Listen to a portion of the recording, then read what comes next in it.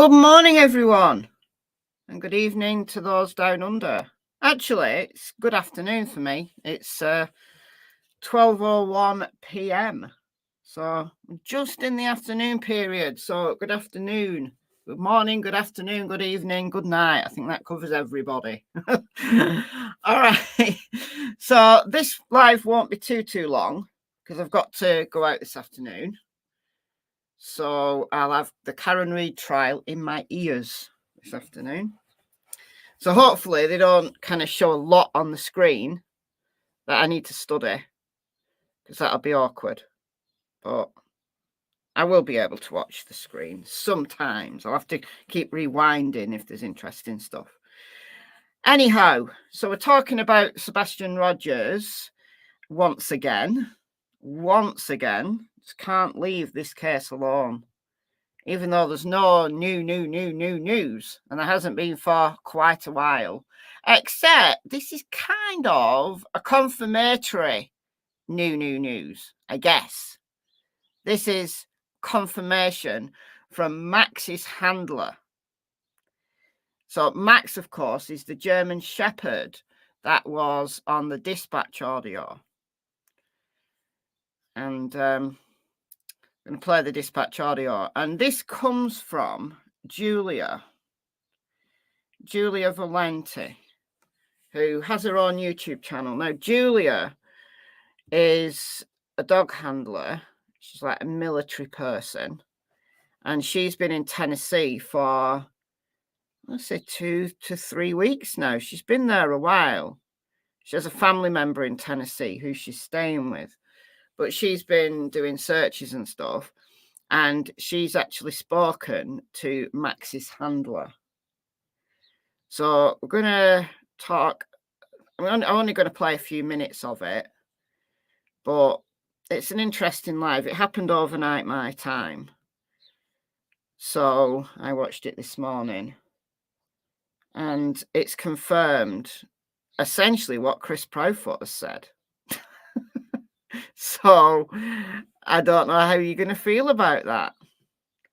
So we're going to do a few minutes from Julia, and then we're just going to talk through what it means. I'm going to say a few hellos first, though, give people a chance to come in. So we've got Bridget, we've got Jean, Lisa. Good morning from sunny Central Florida. Oh, it's not sunny here.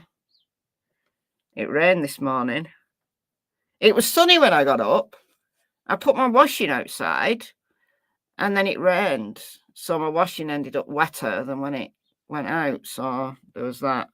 But it's not warm. I mean, it's actually quite a nice temperature for walking, but it's a little bit chilly for the time of year. So there we are. We've got Resi Cup. We've got tea, Pincho. Oh, that's interesting. Okay, let's talk about that. Just think the scent when he took the bins out blew around. Use the wind and explanation yourself. I did indeed. All right, I'll come back to that. I promise I'll come back to that.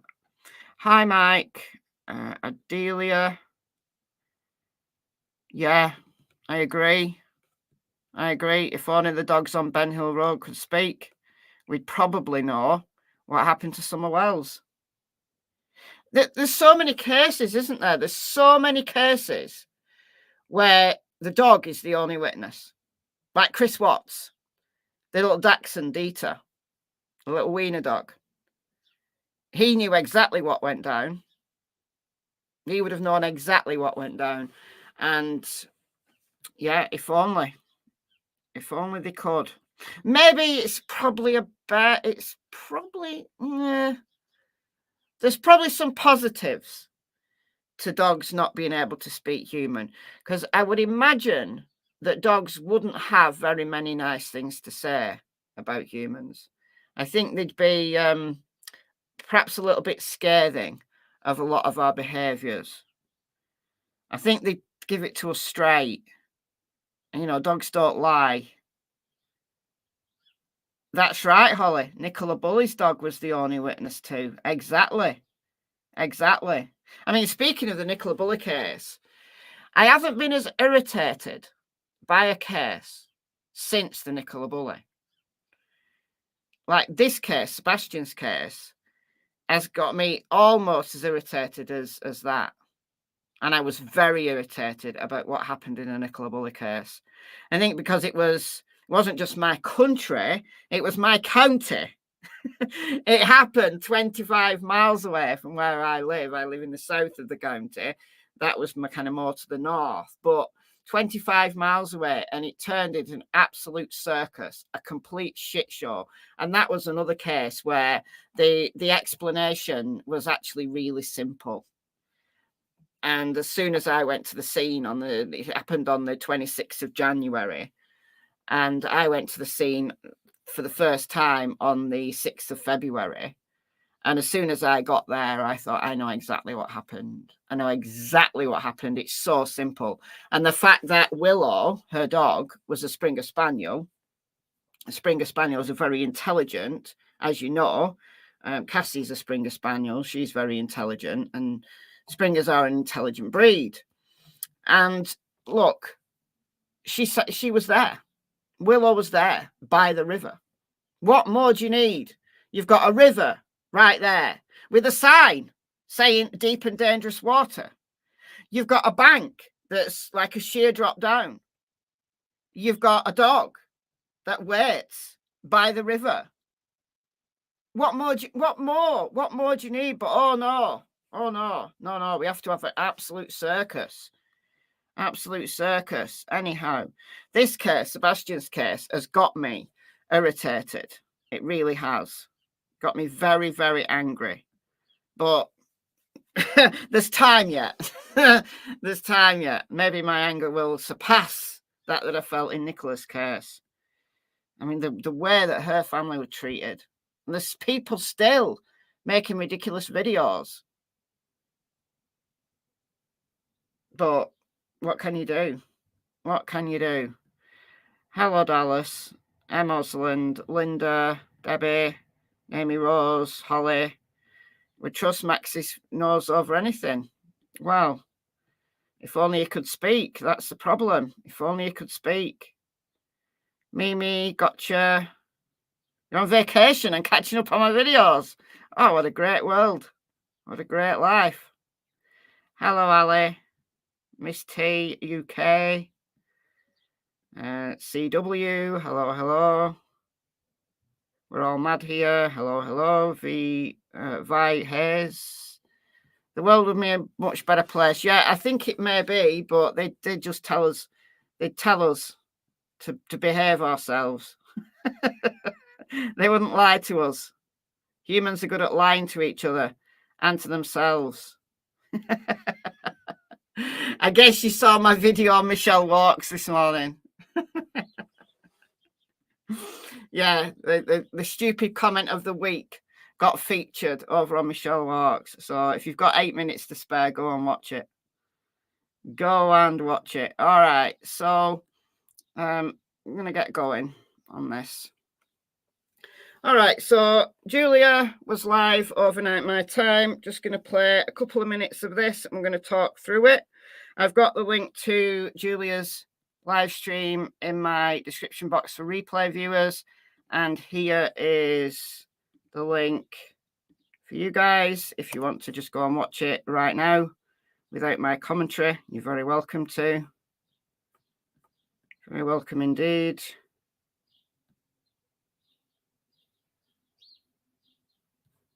They're doing what? Oh, no way. They're making an AI app that can sort of give you an impression of what dogs are saying. Oh, no. No. Oh, please, God. Please, God. Well, seeing as AI seems to think that Summer Wells's remains have been found, I don't think it's maybe going to do a very accurate job. That's nuts. That's nuts.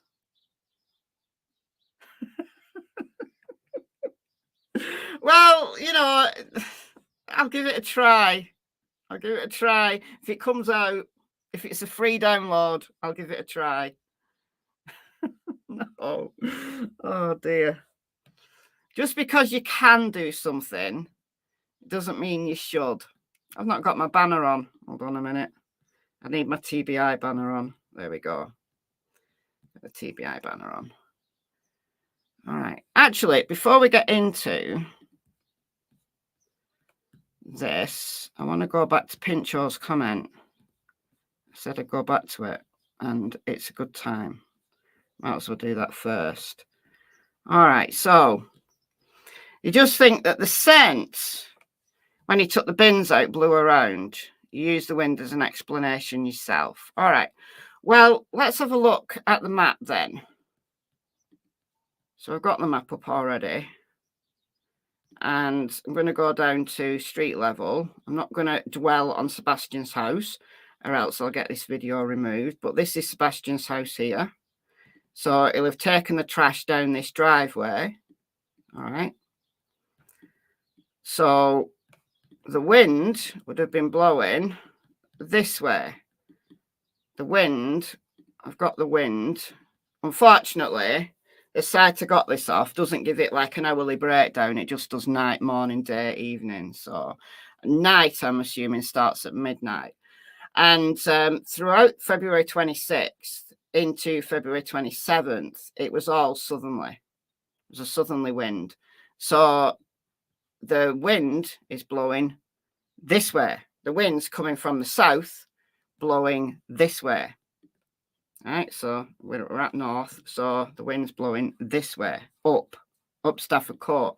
Now, my view would be, if Sebastian took the trash out, walked down here and then walked back, and his scent blew with the wind, which of course it will, especially as this is an artificial surface. So if he walked down here, yes, you're going to get some maybe scent trapping on the grass, but it's going to blow this way. So it's going to blow up Stafford Court. Remember, Kelling Lane is over here. So I would believe that could have possibly happened. I would believe that possibly happened if all the dogs had gone this way, right? So the wind's blowing from the south up Stafford Court. Yeah, I know. I didn't share the map. I'm sharing the map now. I'm sharing the map now. Don't worry. So if he, let's go back down here. So if he took the trash out from here, the wind's going to blow up Stafford Court. You're going to get some scent collection on these grassy areas, right? So I would think that Pincho's suggestion would be a good one if all the dogs had gone straight up Stafford Court, because the wind's going to blow up here. Right, southerly, coming from the south, so it's a tailwind, right? As the dogs go up Kelling. Well, they didn't. They didn't go up Stafford.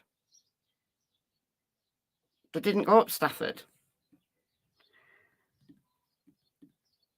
What the track was, and what Max's handler has confirmed to Julia, is this, approximately. So it started off at the house, went against the wind, right? So any scent that had been blown upwards, northernly, had been blown upwards on the map, would have, settled at some point or just blown away. But no, they went left from the house and then down the fence, back up, across the neighbour's yard diagonally, and then onto Kelling, straight up Kelling, and then through a right to the construction site. It's a very definite path. And then back down to the retention pond. Now, I'm not aware that wind would blow scent in such a specific path. How would it? How would it?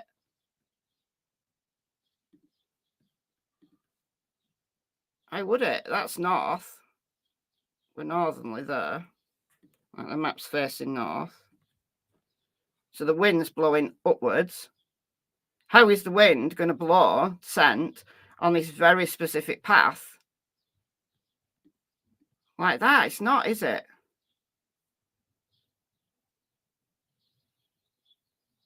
It's not, is it?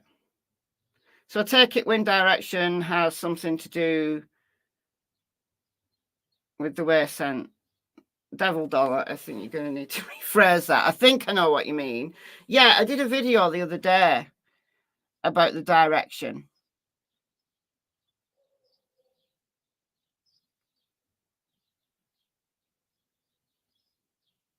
I mean, it depends on the not only the direction but also the strength of the wind, and this is a light breeze.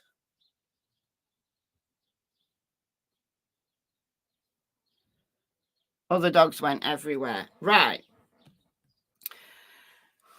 According to Max's handler and Chris Profoot, 4 dogs. Well, Max's handler has confirmed this path, right?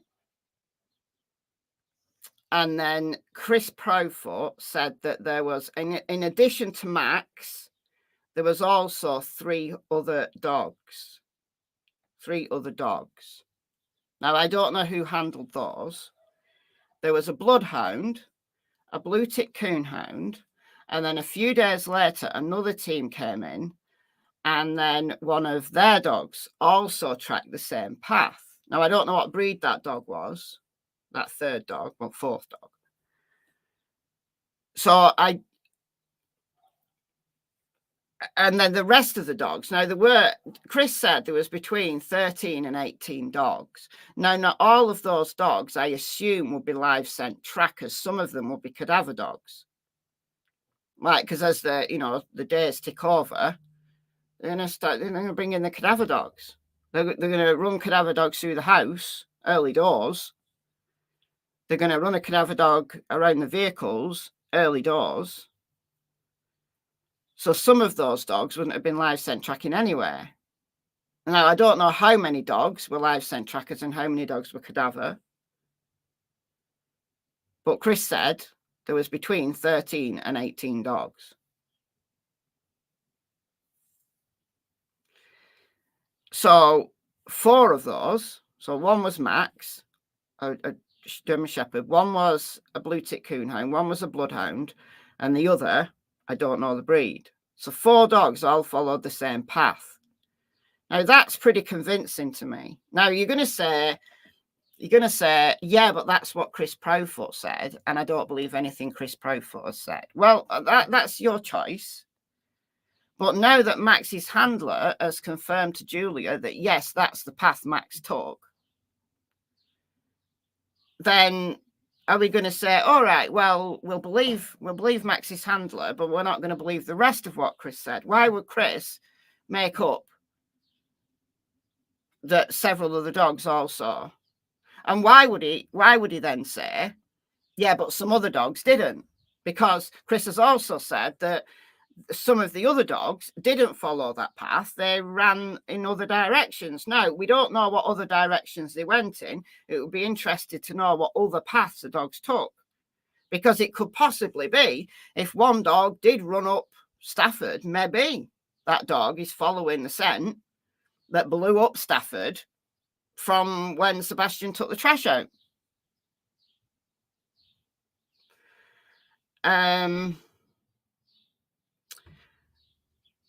It's not 25%, Mike. What, the 4's 25% of the dogs who were out there? It's not necessarily, because we don't know how many of those dogs, the 13 to 18, were cadaver dogs. Oh, Julia's in the chat. Trust your dog. Absolutely trust your dog. Trust your dog.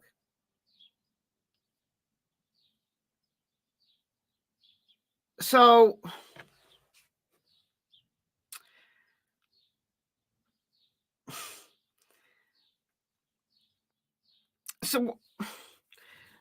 let's say, for example, I don't know how many cadaver dogs they would have run out. Let's say 4 of them, just a number. Let's say 4 of them were cadaver dogs. So, yeah, the majority of the dogs,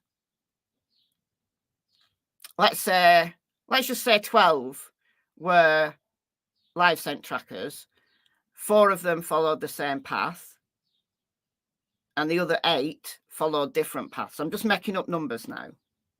Like, we know 4 from Chris. You can't trust Chris because he discredited the dogs. Yeah, I think Chris was maybe a bit confused because he was like, oh, well, they're not reliable anyway.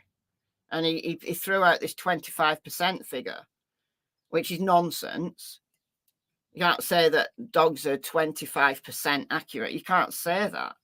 Where's that figure come from? I've discussed that previously anyway. That's nonsense. I think he's confused. I genuinely think he doesn't know what to believe about the dogs.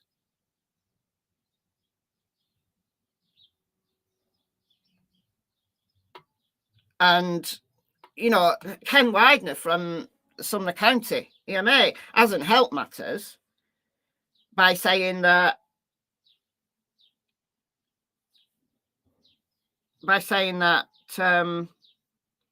you know, none of the dogs followed Sebastian. That's confused everybody. But I think what he actually meant to say was none of the dogs that tracked found Sebastian or any evidence of Sebastian, you know, like a dropped item of clothing or his glasses or something like that. Like, none of the dogs that were out there that got a track led them in a direction that denoted at somewhere, somehow, Sebastian had been there. Would a dog follow a scent from a few days past over a scent more recent? No. The dogs will follow the strongest scent. So it's quite possible that maybe some of the dogs were confused by the scent from the night before and the way that maybe that's blown around. You're also going to get the scent. If Sebastian did take this path, and I personally believe he did, then you're going to get, you know, a lot of that. If he walked on the road, that's an artificial surface. The scent's going to blow up from that. So you are going to get scent moving around. You're going to get scent blowing. If I done here, you're going to get scent blowing up like this, right? Because it's a southerly wind. The entire day on the 26th and the 27th, it was all a southerly wind. So you're going to get in the scent blowing up in this direction. So it's going to be harder. If Sebastian did go in this direction, it's going to be harder for the dogs to track him because the scent is being blown away. The scent is being blown north. If the scent's coming towards you, you know this if you're a hunter or something, if the wind's coming towards you, your dog's going to pick up that scent very easily because it's being blown towards you. But if it's being blown away from you, then dogs that are using as part of their repertoire, if they're using air scent as part of their repertoire, that's going to quickly dissipate. And all that's left is what has settled on the ground. Now, when it settles, it will tend to pool in areas where there's, you know, vegetation or, you know, a natural surface. So you've got like bushes and stuff that are going to trap that scent. So I would imagine that like the Max's track he was the first one on the scene. So that would have been the least contaminated because it's early morning. Sebastian went out you know, let's say, again, I'm making up a number. Let's say he went out at 3 a.m. Well, Max was out there at 7:47, maybe. I think I'm going to have to check the dispatch audio. But let's say let's say that the track was 5 hours old when Max got there. So yes, you're going to get that movement of the air scent, but you're going to get that scent that's settled on the ground, and you're going to get a fresh enough track for Max because it's not been contaminated by loads of other people walking on it.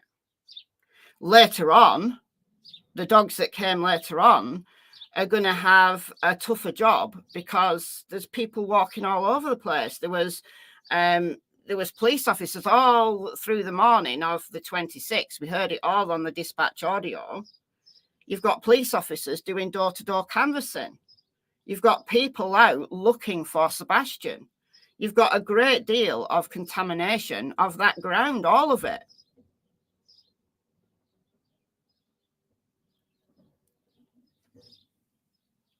All of it is contaminated.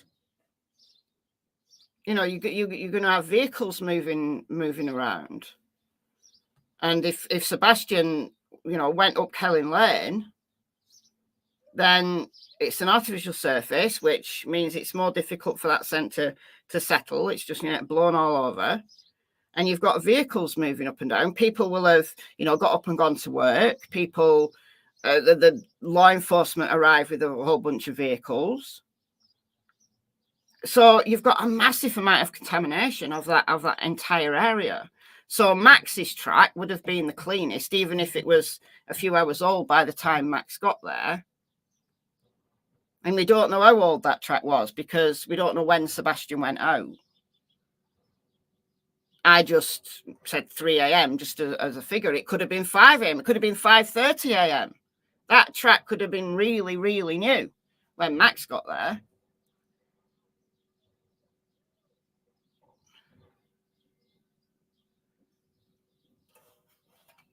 Yeah, the Scott Peterson with the article contamination. Yeah. There's so many issues that you've got to consider when that track is has been laid down hours previous, when it's an active missing person case, because within a few hours that contamination, there's just going to be so many competing scents that are more recent. The dogs are going to get really confused, and you can't blame them. So dogs will follow, like if they're scent specific and that person, you know, lives in that environment, the dog will try to find the strongest scent. But that strongest scent could be, you know, again, if it's a few hours old, it could have been, you know, blown all over the place. So I would imagine that after the first, you know, few hours, the only dogs that are going to get a reliable track are the ones like the bloodhound and the coonhound that stick their noses to the ground.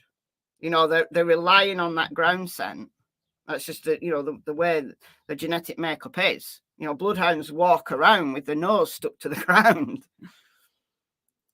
So those dogs are probably going to benefit the best from this environment. They're going to perhaps, and this is only a perhaps, going to be able to work better under this environment where there's a lot of competing scents, because they're going to stick their nose to the ground and they're going to find whatever scent has you know, managed to stay there. But it is also possible that there's going to be competing scents if Sebastian wandered around that neighborhood in previous days.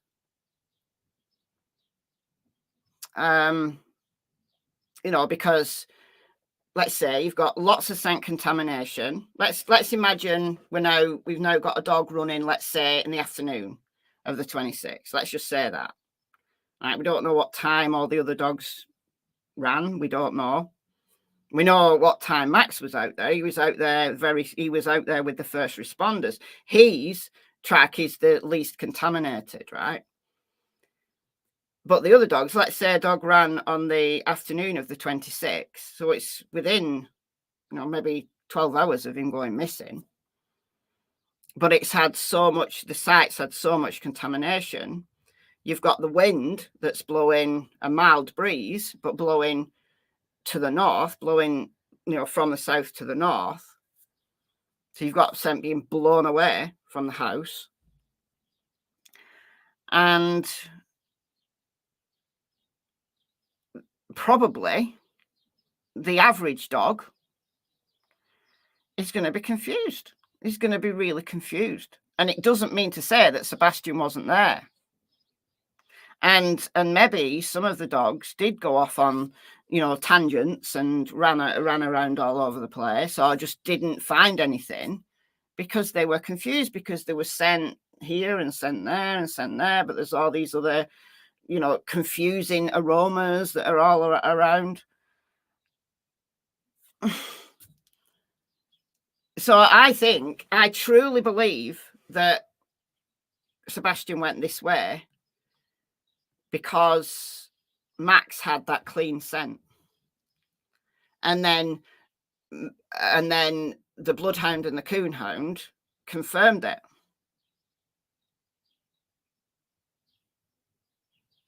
So let's listen just to a few minutes here of Julia.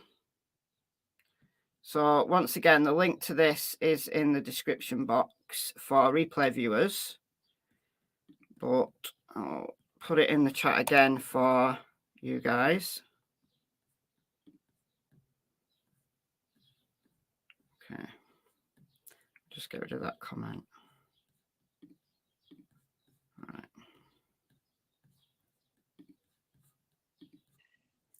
One thing I talked about last time I was on my live. So, I have this Google small. Yeah. I hate my voice as well. I don't like listening back. And when I do edited videos, I've got to listen to my voice again and again and again and again. Yeah. Google, yeah. Oh, I'm so sorry, Shelly. What kind of dog was Tiara? Oh, puppies. I love puppies so much. Tit for tat, yeah, I'm going to talk about that. Actually, I really want to know if he can come on and do a live with me at some point, or if I can maybe pre-record him and then do an interview with him and then play it for you so it's more direct. I know the hesitation with that has been he has to get permission from the chief, but I'm going to say this as far as my conversation. So Max's handler does confirm that his dog was in odor. His dog picked up a track. Now, here's the unfortunate thing. She was a German Shepherd, my service dog. Here's the thing about the odor. We can't talk to Max one-on-one to find out exactly what Max detected. All Max's handler can say is that he was in odor. He was in odor. His dog was on a track. And you even hear it on the dispatch audio. You do. I'm going to play the dispatch audio right now. You do. Okay. You can watch my dogs leaping about the field while the dispatch audio is playing. So this is the dispatch audio relating to Max. Audio. It all unfolded, all on the dispatch audio. Listen once again. Max picked track back up, going into the construction site over here, back towards the beach. That's the one behind you. It's awful muddy. Do you see any footprints, anything? You shouldn't have any shoes on. Hey, this is all dry, hard plant. I do have some footprints over here. Right there where you're standing. Yeah, leading right over here to the retaining pond. No shoes, just footprint. My shoes, Max went straight into the pond. Max led me straight to the retaining pond. Over behind Willow Boulevard, he dove right into the water. So the question is, what was Max actually tracking? Yeah, what was Max actually tracking? It's the $10 million question.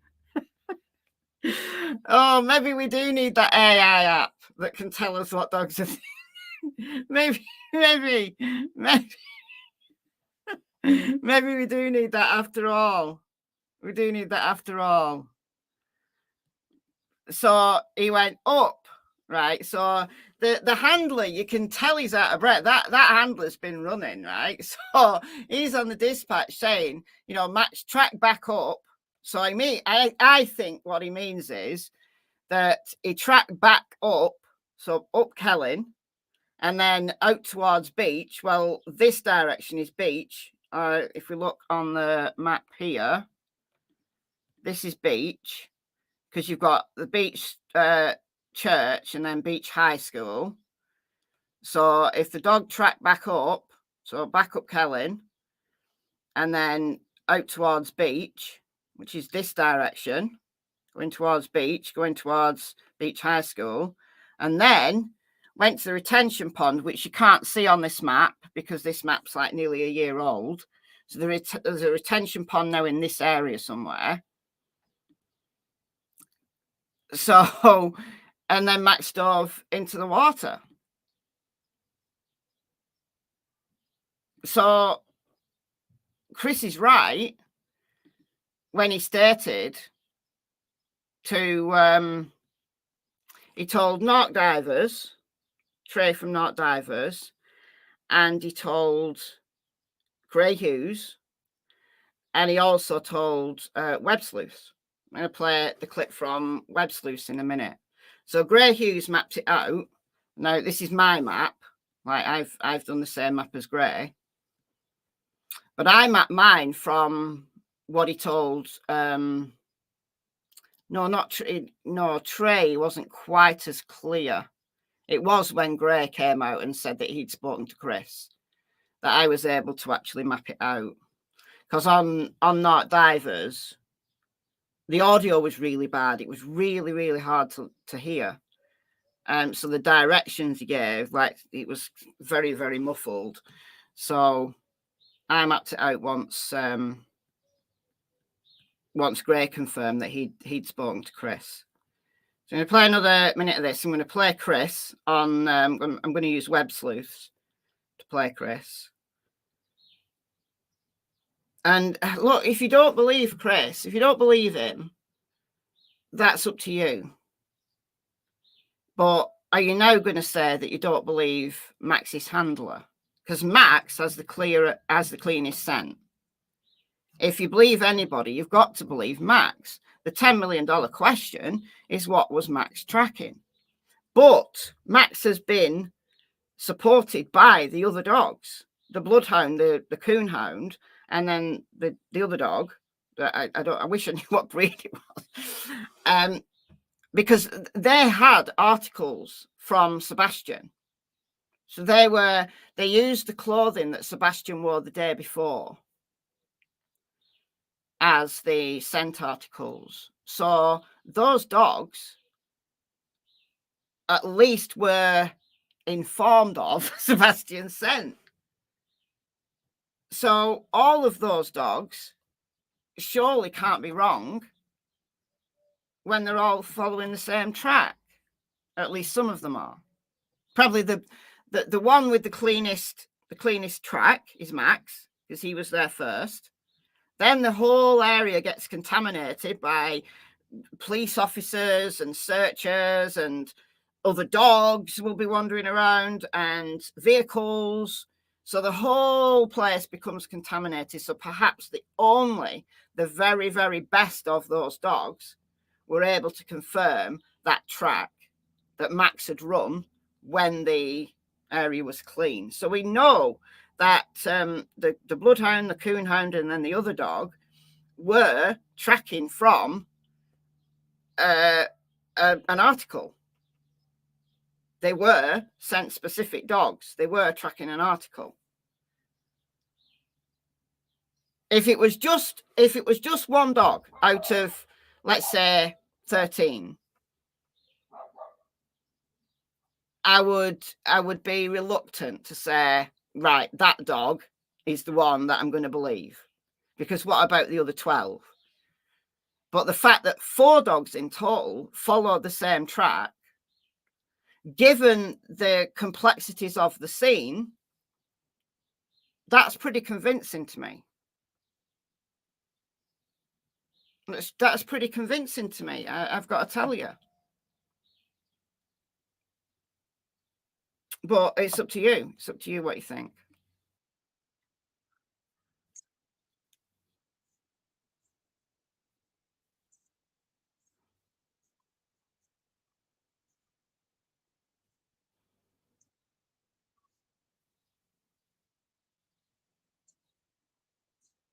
Okay, so, let's have a look here. Curious Kiwi gifted 5 memberships. Thank you so much. Thank you, thank you. Leandra, Ali, Julia. Hey, Julia's got one. Petunia and Pincho. You've been a member before, Pincho. I know you have. So, yeah, welcome you guys. You get a month's free membership courtesy of Curious Kiwi. Thank you, thank you. From all the way over the other side of the world. Oh, Sebastian was in a vehicle, and the vehicle went the back way past the pond on its way out of the neighbourhood.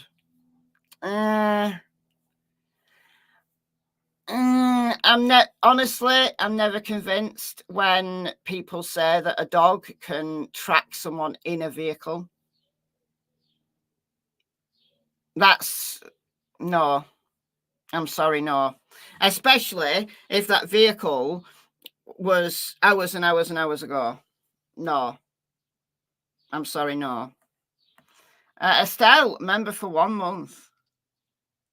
Still 50-50 on the track. Prefer he left through the garage in a car, slightly. I'm convinced by this, honestly. Like I said, if it was just one dog out of 13, right? Chris said there's 13 to 18 dogs, but some of them were cadaver dogs. So let's say 13 dogs were live scent tracking, and 4 of them, including Max, who's got who's there first, he's got the cleanest shot at it all. It's before the entire area became completely contaminated and the scent blown all over the place. And then that was confirmed by 3 other dogs. I'm convinced by that. It's the only piece of evidence we've actually got as to, well, at least Sebastian was out there. You're going to have to give me jolly good evidence as to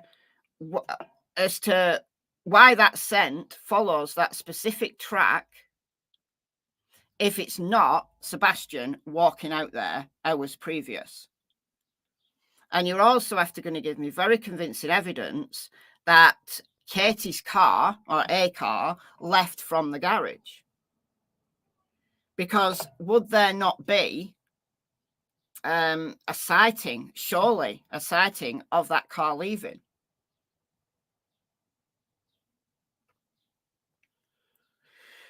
Unless he backtracked home. He could have done. So you're saying that he went out, went for a walk, went to the retention pond, went back home, and then what? And then he disappeared again. I guess that's possible. That's another good point. It would be interesting to know where the starting point was for those that followed a different track. Yeah, did they all start from the house? Because something else Ken Widener said was that they took the dogs to intersections to see whether they would give them a direction, and they didn't. None of them did. Or they didn't get a specific. So if some of those dogs actually didn't start from the house, some of those dogs, let's say, started from here, let's say, there's an intersection. Got another intersection. This is a big intersection. Maybe here, maybe they tried here. Well, no. That's not helpful. I can understand why they did it like that, but that's what Ken Weiner said, that they started, they took the dogs to intersections to see if they give them a direction of travel. So maybe some of those dogs actually just went in random directions, following old scent or scent that had wafted somewhere, but weren't actually started where Sebastian actually left the house. Because if you think about it, there would have been a little scent pool on Sebastian's porch. And I'm going to get my video deleted here, but I'm going to, just for a second, focus in on Sebastian's porch. You're going to get a little scent pool there. Because Sebastian comes out the house, the wind's blowing southerly, so the wind will blow. He's only probably there for a few seconds, but it's going to blow against this wall. You've got this set of foliage here. And Sebastian maybe turn round, shut the door, and maybe, you know, punch the cord to lock the door. You're going to get a nice little scent pool there. So a dog that starts there, you know, especially if that dog's got, you know, the article, a sniff the article. So straight away as that dog starts, he's giving his command, there's a nice little scent pool for him to start from. But if a dog started from, let's say here, let's say there's an intersection. So technically, right, if Sebastian came, don't go up there. So Sebastian came from his house. So his house is the one with the trees back here. So he came through the neighbour's backyard. And I don't know whether he walked on the grass along here. He may have even cut through there. I don't know, like behind that house. But he went on to Kelling. But if Sebastian had walked this way along here and then walked up Kelling, if it's hours and hours and hours later, given the amount of contamination, a dog isn't going to pick that scent up from there. Because there's so many competing scents. And you've got the wind going in this direction. You've got this artificial surface where scent doesn't have anything to cling on to, if you will. Such a difficult, complex scene. And then from here, you're not going to get anything because he didn't come this way. From here, you're not going to get anything because he didn't come this way. So it's about like trying to fit the jigsaw pieces together when you've got the majority of the pieces missing. You've just got those little snippets of information. And this is why I think if Sebastian didn't meet anyone and, you know, he wasn't, you know, invited into a vehicle,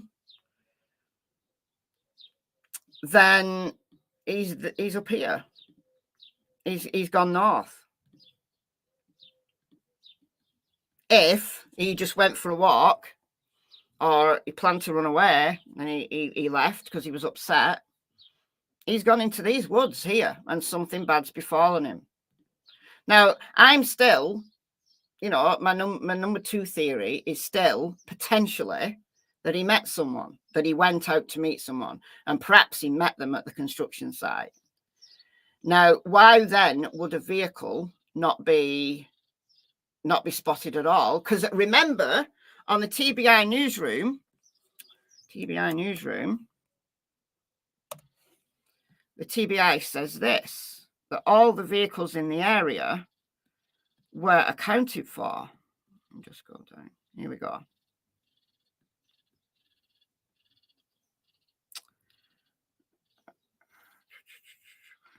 What areas have been searched? Here we go. Okay, so with the help from the FBI, vehicles that were placed in the area at or around the time of Sebastian's disappearance have been accounted for. So I don't know what the area was Is it just the immediate neighbourhood?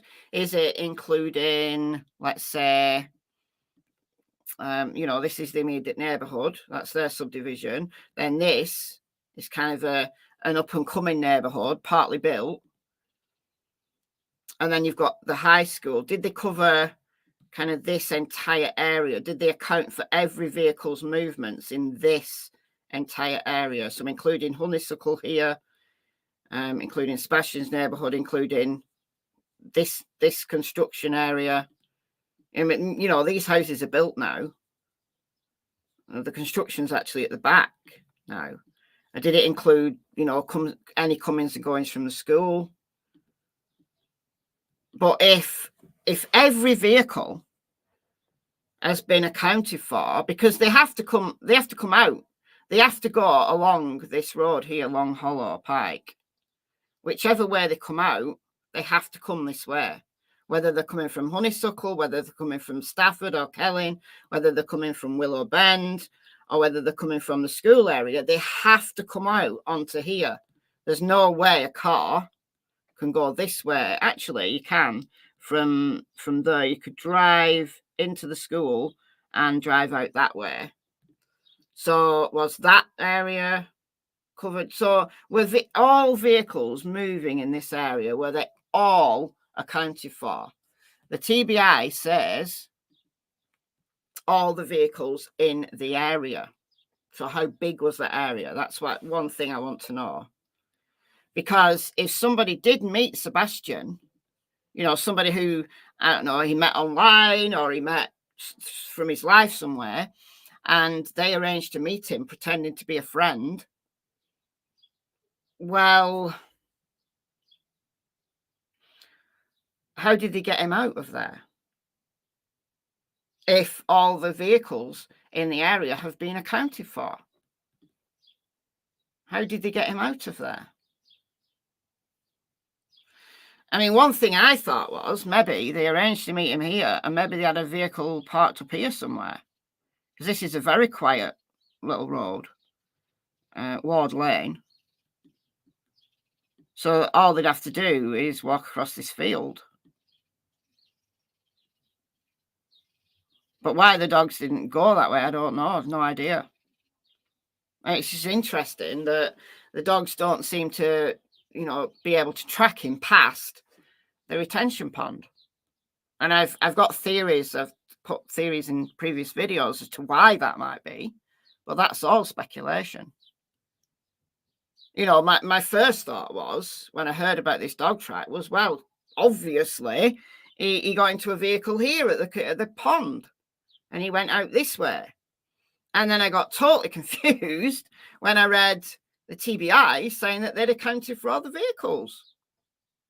That's why I want to know whether it includes vehicles that may have come from here. I'm assuming so, especially if, that Max and the other dogs tracked to here. Surely they'd have wanted to know if he got into a vehicle here and went down this way onto Long Hollow Pike. But if they've accounted for all the vehicles, well, it's not an invisible truck, is it?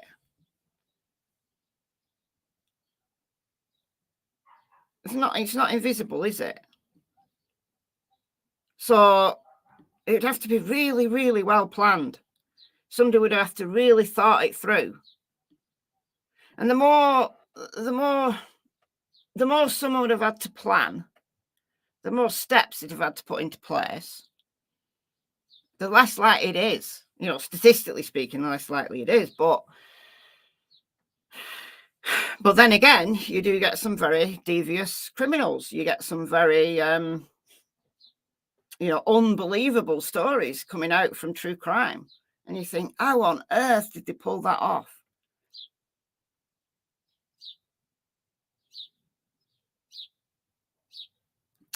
In the Madeline Soto case, we got her out of there in the morning in the car that was taking her to school. So you can use the morning and the roadhouse trip. Well, no, because within 2 days, Stefan Stearns had been arrested. Within 4 days, they were aware that Stefan Stearns's movements that he told them that he'd gone to the school at a certain time and then come back at a certain time was a lie. Within 4 days, they did a press conference saying that was a lie, and he was already in jail because they found all that abuse on his phone. But they came out and said, we believe that Maddie was dead in that vehicle because she's on numerous CCTVs. So if somebody had got Sebastian out by propping him up, he'd have been seen. Somebody would have been arrested by now. It didn't take long for them to realise that Stefan Stearns was a big liar. He fell right into their lap. So yeah, if somebody had done something like that, they'd have been caught. Maybe someone parked at the cemetery. It's right behind the pond. Again, I don't think that you can get there in a vehicle. You can get into the car park of the church, obviously. Oh, it won't let me go up that way. So there is a little track. Don't let me. Let's have a look up here. Oh yeah. Yeah, you could get a car up there. Yeah. But again, I want to know what the area is. So have they accounted for all of the vehicles in the area? So if that covers Honeysuckle, Stafford and Kelling, Willow Bend and the school, it would all also cover here. Right, if a car would come out of here. If the FBI have said that they've accounted for all the vehicles in the area, well, I'm going to believe them. But what I want to know is how big is that area? So yeah, actually, someone could have parked up there, and that does make a great deal of sense. That is possible.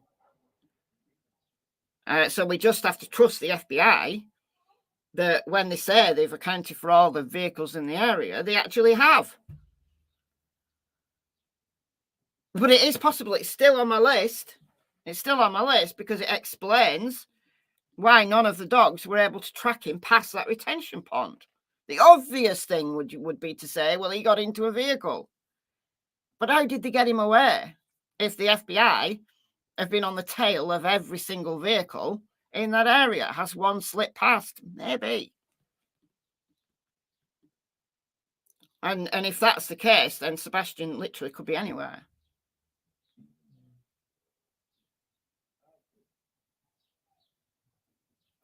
If I wear a pair of Sebastian's shoes down to the construction site, is the dog going to smell Sebastian or me? It's going to smell you. But there will be some mixing of that scent, like on the ground. So all of the scent that's coming off you, right? Because scent isn't just coming from your feet. Scent's coming from your entire body. So, you've got sweat, the sweat glands, like it's producing odor, right? But also a lot of what settles on the ground is actually skin cells. Do you know that the majority of the dust in your house is your skin? Did you know that? There's a lot of it in my house, I can tell you.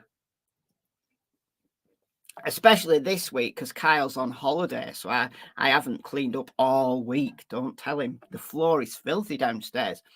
Don't tell him. I'll clean it up tomorrow before he comes home.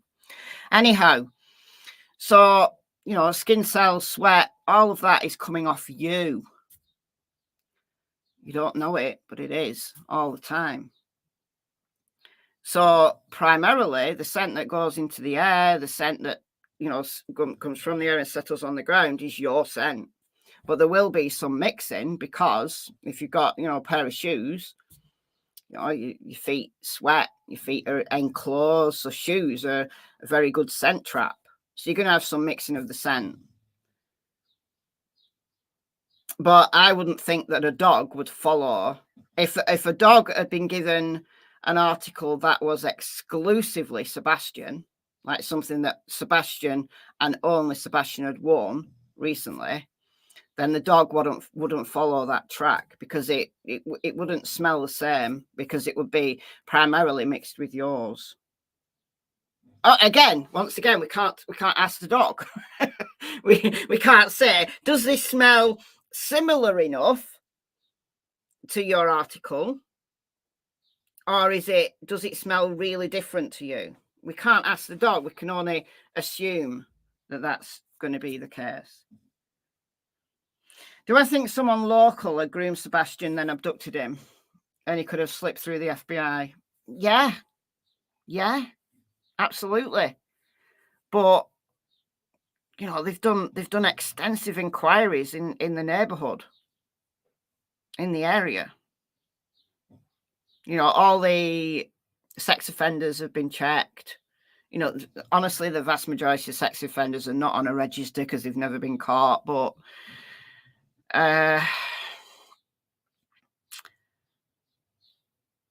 yeah, it's possible. Like, I'm not discounting at all the possibility that Sebastian was abducted by someone who has been able to slip through the net.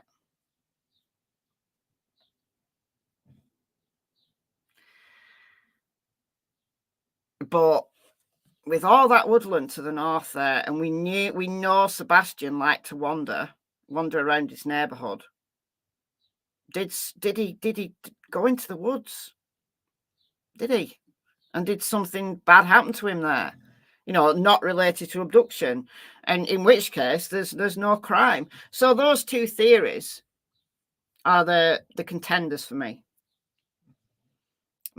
Originally, I've said this many times. Originally, when the case was really new, abduction was my number one theory, that somebody met him on that construction site and got him away.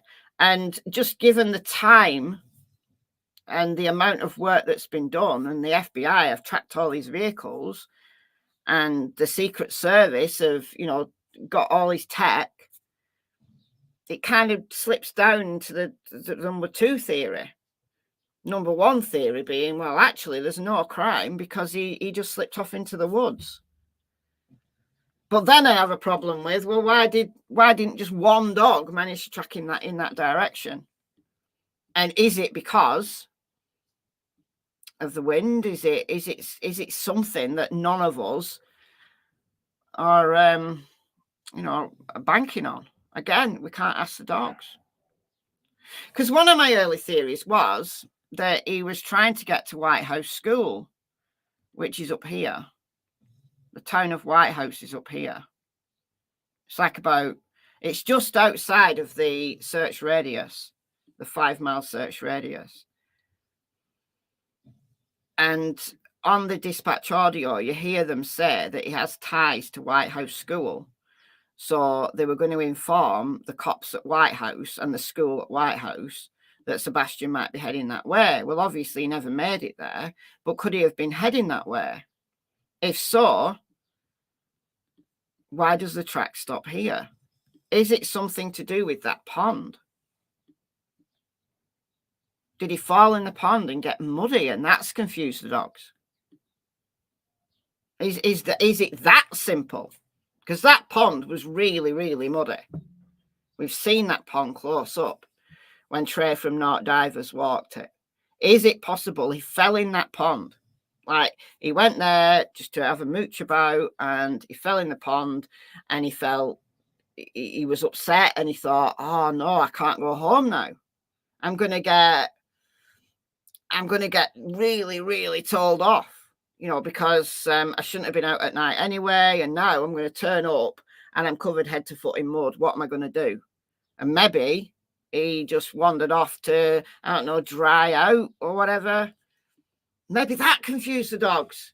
Like that combination of mud, like, covering him.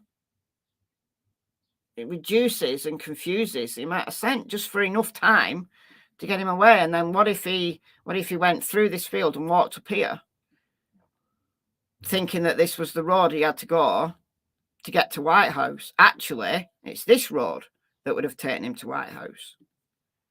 But what if he crossed this field, went up this road, got really confused, and there's virtually no houses, and the houses that are there have got really long driveways, so he's not going to be caught on camera, and then he goes off into the woods and he's completely lost. And then he falls down a ravine, he falls in a hole, I don't know. And there's caves there. What if he got bitten by a snake? What if? What if? There's lots of what ifs that could happen in this woodland. And unfortunately, he's still there and he's been missed. That's now my number one theory, given everything that the cops have done. Could he have been heading in that direction?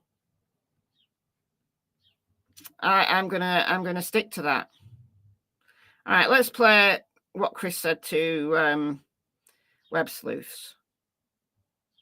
And if you don't believe him, then I don't know what to tell you, but I personally believe what Chris is saying here. That's just my personal opinion. That doesn't mean to say that I believe everything Chris has said. Doesn't mean that I'm on his side above anybody else. It just means that in this particular instance, this particular piece of information, I believe him. Because, as I said at the beginning, because of Max. That Max is the dog who was there as part of the first responding team.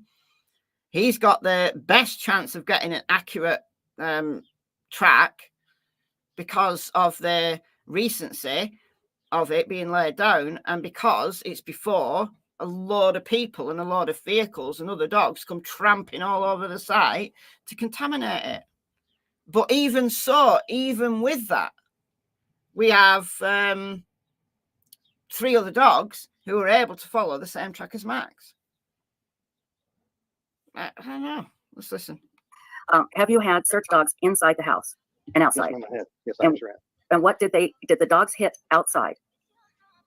So, as you know, if anybody has followed Mr. Gray's, what he was talking about, the dog and the trail and the scent and the overlay on the picture. So there, anywhere from 13 to 18 different dogs have been involved in this search. Mm-hmm. Now, on day one, there was 5 dogs. 5. There's an audio dispatch tape that's been released. I don't know who released it. Whatever, I don't have it, but you'd have to dig it and find it. In that audio tape, you actually hear that the deputy sheriff does state that the dog hints toward a scent and he takes over off to the retention pond and the construction site next door. Okay. Now, other dogs did the exact same thing. Now, am I going to say every single dog? No, but I do know of at least 3 dogs that went on the same scent trail, same path. The rest of the dogs, I'm not going to tell you that they are 100% honest and perfect and accurate, because honestly, dogs are only probably 25% reliable. Mm-hmm. When it comes to I don't know where he's got that figure from. But anyway. Hey, Purple AJ. Oh my word. Gifted 20 memberships. Thank you so much. Such a superstar. All right, we've got Jackie, Riley's nanny, Jamie, your local grandmummy. It's jumped. M, Kama Sutra, Joan, Kate, Ellie's mum, Anna, Tabitha. Is it? Yeah. Tonika, Wildman's mom, Manchester Vicky, Embrace the Changes, Connie, Camelot, Tammy. I think that's it. But welcome, you guys. Month free membership. Courtesy of the perpetually wonderful Purple AJ. Oh, and certainly Gail. There's another one down there. I think it might be still going, but welcome everybody. There's some cute puppy pics in the members area if you want to go and look at them. to a scent. Okay. Now, 8 days, I've had dogs in my house the first 8 days. In my house, outside my house, around the neighborhood. So, yeah. So they've been there, and yeah, so they did, you're saying they did hit and they all went to that pond? No, I didn't say all that. I just told you I've had 13 to 18 dogs in my house and around my house. Mm-hmm. I told you 3 different dogs hit on the same path that go to that retention pond. Right. I'm That's not going to say that every other dog. Not every dog, but some dogs hit. Okay. Right. So, but I want this to be crystal clear. Okay. So when people say every dog, that is not the case. 3 dogs went on the same path. Okay. That is all that we have on that. The rest of these dogs go in different directions, but it's all unreliable. Yeah. It's unreliable because we don't know what the dogs know. And they can't say that this track is, they can't say, the cops can't say this track's reliable because it still didn't lead them to any evidence whatsoever that Sebastian had been there. Yeah, 3. There's Max, who was the first responder, and then 3 other dogs. So the Bloodhound, the Blue Tick Coonhound, and the other dog that came later. But I would be interested to know if all the dogs were started at the porch, because if they weren't, then that could explain why they didn't follow the same track.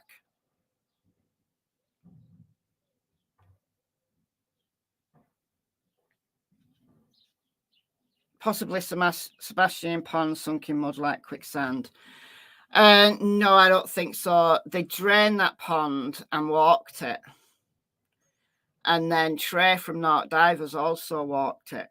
Like literally walked it, like up and down, up and down, up and down. You can actually watch Trey walk it. Like it's on his channel. You can see him walking up and down, up and down, up and down. And where there was any, like, you know, soft, squishy stuff, he stuck his hands in. So no, there's no quicksand in that pond. Or else Trey would have been sucked in and the cops would have been sucked in when they walked it. So no, definitely not. That pond has been checked and triple checked. So no, he's not in that pond. There is. It's a video of Trey from Narc Divers doing it.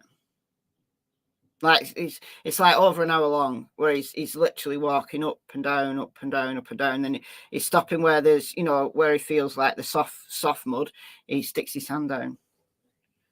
And he found an article of clothing or something, but it's not related to the case.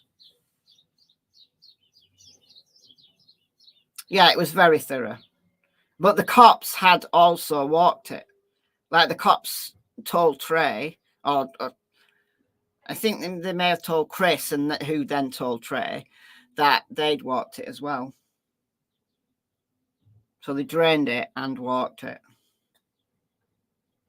I'm wondering whether if he fell in, was it the mud that confused the dogs? Because that would mix the scent and it would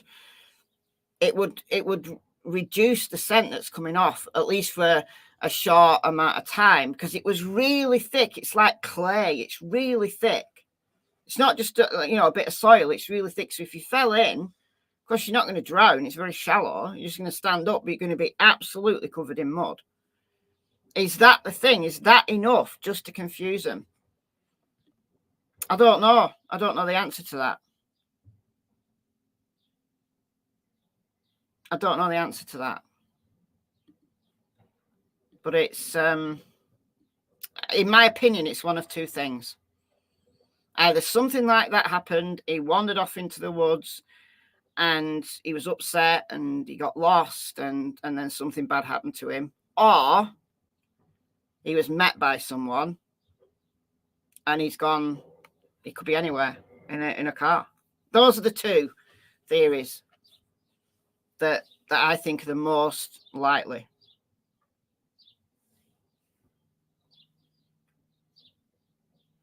You really think he went to wash off? Possibly. Maybe he tried to, but would he know that there's a creek? There's a creek just along here. Drake's Creek.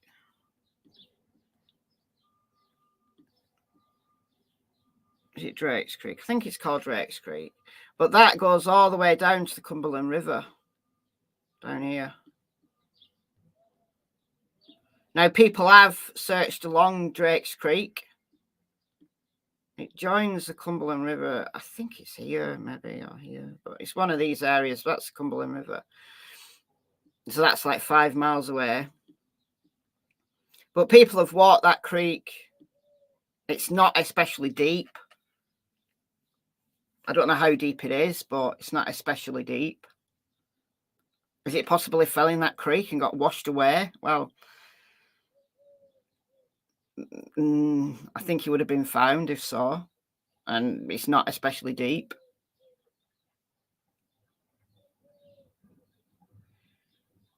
But yeah, if you knew that creek existed, maybe you did go that way. Maybe you went to try and wash the mud off. I've lost my spot now. There we are. No, I'm still lost. I'm still lost. That's Stafford. Stafford Court. There we go.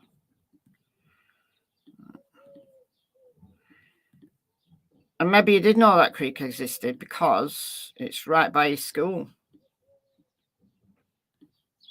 So, yeah, he could have gone that way.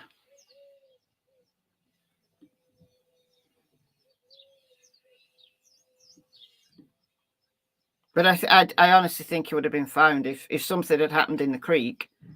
I think he would have been found by now. Or maybe he just wandered off, like upset. You know, maybe he was already upset from, I don't know, something that had happened or something that he'd overheard his mum and stepdad talking about. He was upset about having to go and live with his dad and go to online school. So there was already a lot of turmoil going on in his life. Maybe he didn't plan to run away forever. Maybe he went to clear his head. I mean, there's a whole bunch of ponds that he could have gone to as well, but they've all been cleared. EquiSearch cleared, I think it was almost 50 ponds when they've been there. So he's not in any of the ponds.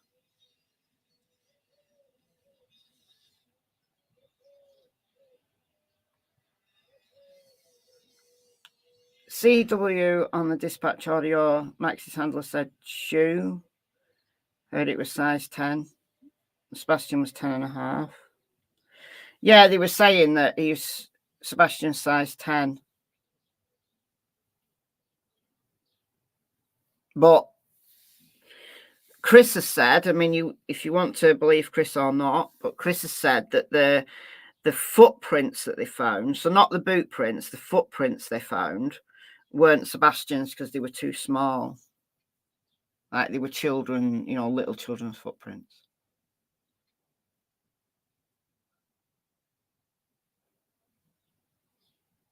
If he wandered off, I feel confident the dogs would never have lost his scent. Or he or some of his possessions would have been found, period. Well, what possessions did he have? What possessions did he have with him? It's not like he had an awful lot to drop, is it? The only thing that wasn't like actually tied to his person, i.e. his clothes, was his glasses. So unless he dropped his glasses, there's nothing to find from him. It's not like in the Riley Strain case where, you know, Riley dropped his bank card, which was found by the side of the river. Sebastian didn't have anything with him. Didn't even have his phone with him. So it's not like there's anything other than the glasses to find. And as I've said, there may be a very plausible reason why the dog's lost his scent if he fell in that pond.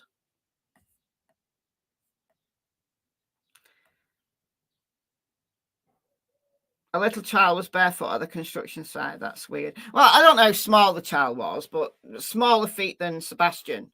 But believe it or not, people do run about with bare feet. A lot of people run about with bare feet. Maybe it was a child with an adult and they were paddling in the pond. Who knows? Shelley, thank you for the $10. That's very kind of you. Thank you. Thank you.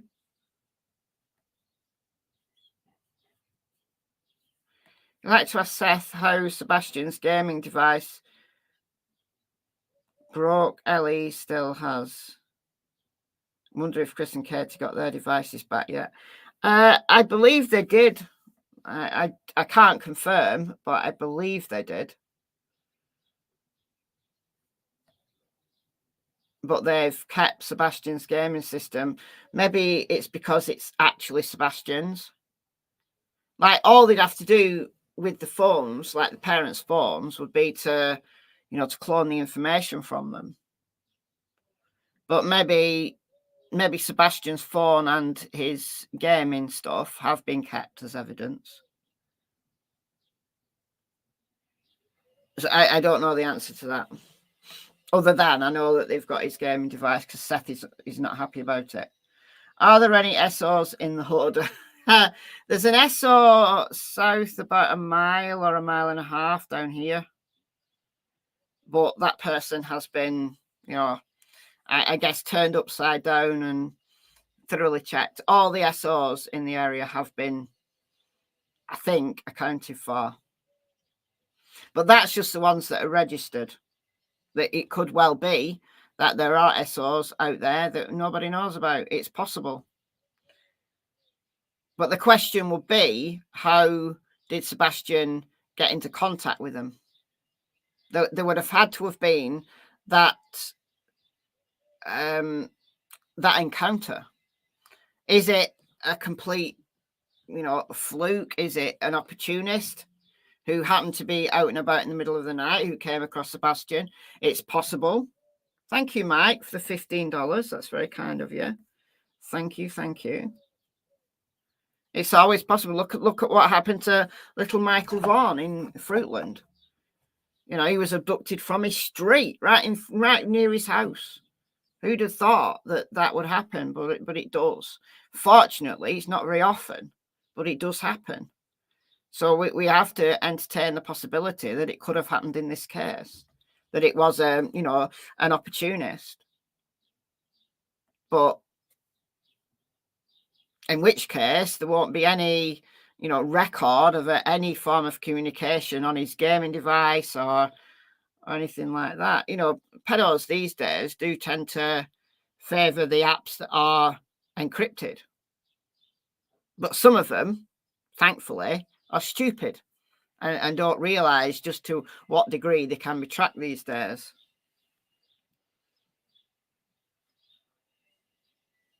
So again, there's various scenarios that could have happened, in an abduction kind of scenario. But I think just the fact he wandered away and he's out there somewhere is a very, very strong contender for me. It has to be, given all that woodland.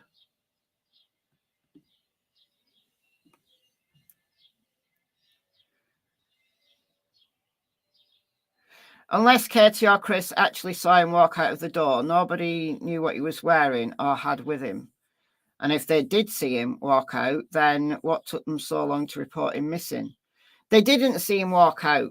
Chris was 3.5 hours away, for starters, and that's been confirmed. Katie didn't see him walking out. She was asleep. So that's why it took her until 6:33 to make the 911 call, because she was asleep. She went into his room at 6 to get him up and he wasn't there. So 33 minutes, like, she looked around the house, she looked around the yard, she couldn't find him. She rang Chris, she went out and looked around the neighborhood, and at that point she realized that he wasn't there in the neighborhood, so they called the cops. So I don't think 33 minutes is a long time to wait when you want to thoroughly check your house and your yard. You don't want to, you don't want to call the cops and he's hiding under a bed. You don't want to feel that silly, do you? So you thoroughly check before you make that call. So no, nobody saw him walking out. And he wasn't caught on cameras for all the reasons that I've talked about in previous videos.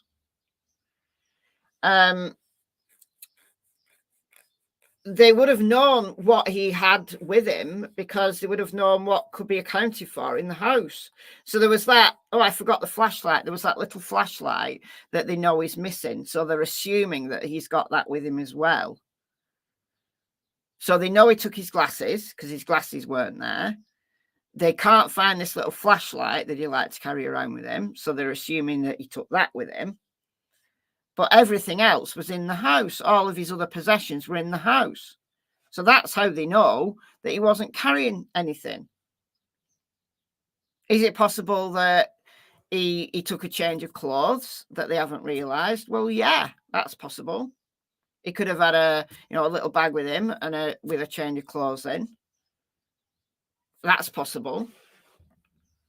But it's not like he packed up to leave.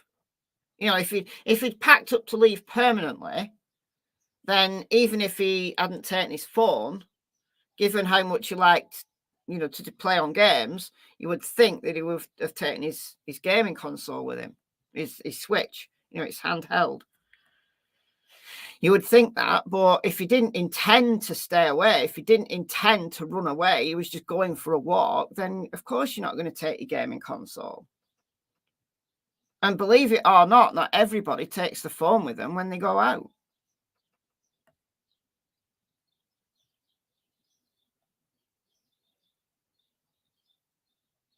So, anyhow, I'm going to go. As I said, I've got to go out shortly. So I'm going to have Karen Reid in my ears this afternoon. Why take the flashlight and not the phone? Do you think it's possible he didn't intend to come back? As in he hurt himself? Self-unaliving rates are high in people on the spectrum. Maybe. I mean,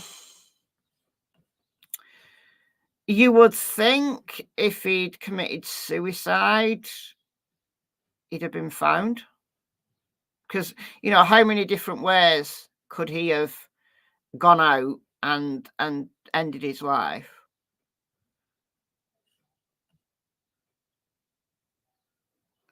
And I don't think he took his phone because he was going for a walk. Maybe he just didn't. He wasn't somebody who was, massively into their phone. Believe it or not all teenagers are attached to their phone the whole time. She's going for a walk. Why would you take your phone? It's not like he's going to go out and, he's expecting a call, so he takes his phone. And maybe he took the flashlight because he takes that everywhere with him. Like he likes that flashlight. And maybe because it was dark, he took the flashlight. I don't see there's anything strange with that. You have kids with autism and they are terrified to be outside after dark. The 3-hour call was on purpose. Yeah, but if you've got a kid with autism, you've met one person with autism or 2 people with autism, then you've met 2 people with autism. Not everybody who's autistic has all the same characteristics as your kids, Jenny. We know that Sebastian wasn't afraid of the dark. We know actually that a lot of people who are on the spectrum actually like going out at night. Why? Because it's quiet. Because the darkness feels comforting, actually, if you want to know. And there's a whole lot of people not on the spectrum who like going out at night for the same reasons. Nice and quiet. It's fresh. It's I find it nice going out walking at night. I do.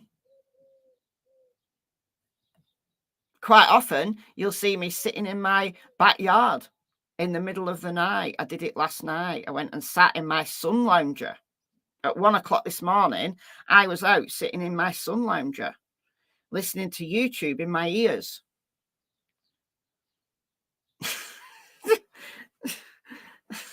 We're all different. Yeah, also, it was bright, a brightish night. It had been the full moon on the 24th. So, like the night before, or maybe 2 nights before, it was the full moon. So there would have been light from the moon. Now, I don't know what the cloud cover was like, but you could also say that it was bright enough to see, but unfortunately not bright enough for any cameras to pick him up because he was wearing black. Thank you, Madra. Thank you so much for the 199. That's very kind of you. Someone else wore shoes from pond to house. I don't know what you mean by that. Someone else wore shoes from pond to house. Who? What? Someone else wore Sebastian's shoes from the pond to the house? Is that what you're saying? But there's a possibility that Sebastian wasn't wearing shoes. I don't really know what you're saying there, Mac. Thank you for the 199 though. Is it possible he saw a cat or another animal and went outside to check on it? Yeah. Yeah. Possibly. Love cats. No, I've never been afraid of the dark. I didn't used to like dark inside because of like the shadows and stuff, but being outside in the dark, that's a completely different, different experience. And I've always liked going out at night. Always.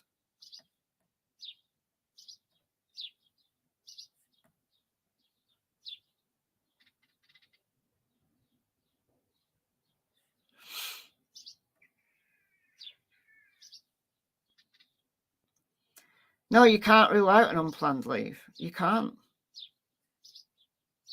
We know from 2 neighbours on the dispatch audio that he did wander about the neighbourhood.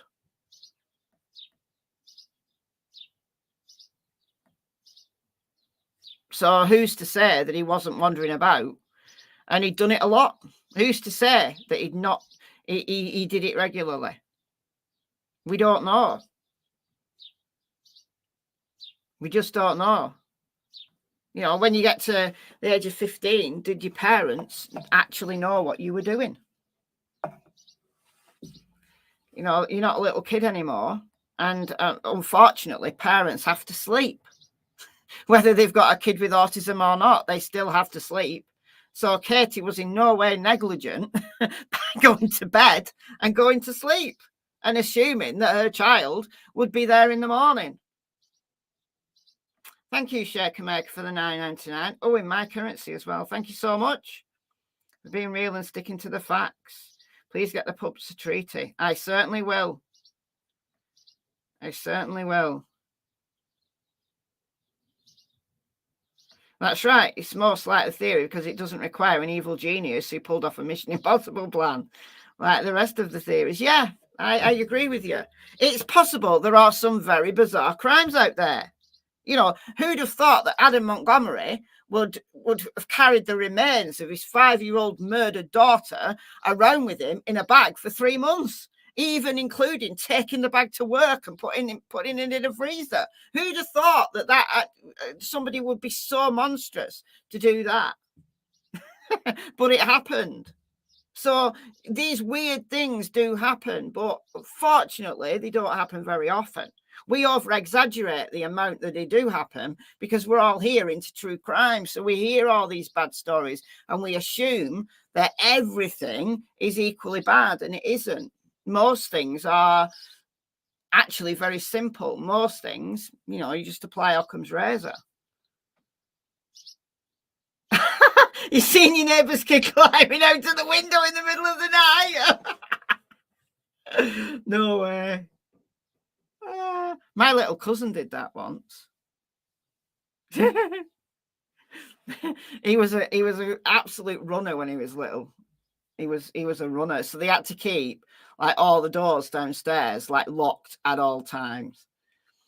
And my auntie was outside, I don't know, doing something in the house. She locked the door, and he was inside. I don't know how old he was. I think he may have been like 7 or 8. And the next thing she knew is that she just saw him jumping out of his bedroom window. And he was fine. He was fine. He didn't have so much as a sprained ankle. He was fine. Like from the, the upstairs window. So, and there used to be a dog when I was a kid. There used to be a dog called Benji. It was a German Shepherd cross. And he was left in the house when they went to work. And they couldn't understand how he was getting out. Like, because we used to play with Benji. Benji used to come and play with us. He was always out and about. And he wasn't meant to be. And they couldn't understand how he kept getting out. Until one day they saw him climbing through like a tiny window, like upstairs. Like the where they had like a top window that's really small. Like maybe open for fresh air or something. And he was getting out of there. And jumping down on a regular basis. And they just didn't realize that how he could get out of such a tiny window, because he was quite a big dog. It was a Shepherd cross. But he was. Coming playing with us like kids in the neighborhood and then going home again and waiting for his humans to get home. And sat at the doorstep waiting for his humans. You'd be surprised how weird some people and some dogs are. But anyhow, I'm going to go. I've got to go. So thank you so much. Thank you for joining me. Thank you, Julia, for doing the searches that you're doing. And it's useful to have heard a little bit from Max's handler. So thank you for that. And the link to Julia's live stream, I'll put it in the chat once again. It is in the description for replay viewers. There you go. You can go and watch the rest yourself. Yeah, Benji was a character. He was a real character. I'll tell you about Shep one day. He was a German Shepherd. No, St. Bernard crossed by a Labrador. He was so funny. So funny. Well, yeah, Benji the Shepherd mix was, he was a proper character. Anyhow, gonna go. Thank you all. Thank you to the mods, as always. Thank you for those who've donated. Welcome to the new members. And, it would be good to hear from the other handlers as well. That'd be great. Just as much information as we can get. We're willing to soak it all up. We need just those little nuggets of facts that we can just work with. Want to hear more dog stories? I'll do a members live and talk about some dog stories. I owe you all a members live anyway. I want to talk about like drug dogs and the Beagle Brigade. I found some videos on the Beagle Brigade, who are beagles who work at like customs. Sniffing out contraband food. They're hilarious. There's a whole bunch of videos on them, so I want to share some of those. I did mean to do it last weekend, and then the time got away from me. So hopefully, maybe this weekend I'll do it. But anyway, all right, guys, gotta go. So enjoy the rest of your day, and I'll see you soon. Bye, guys.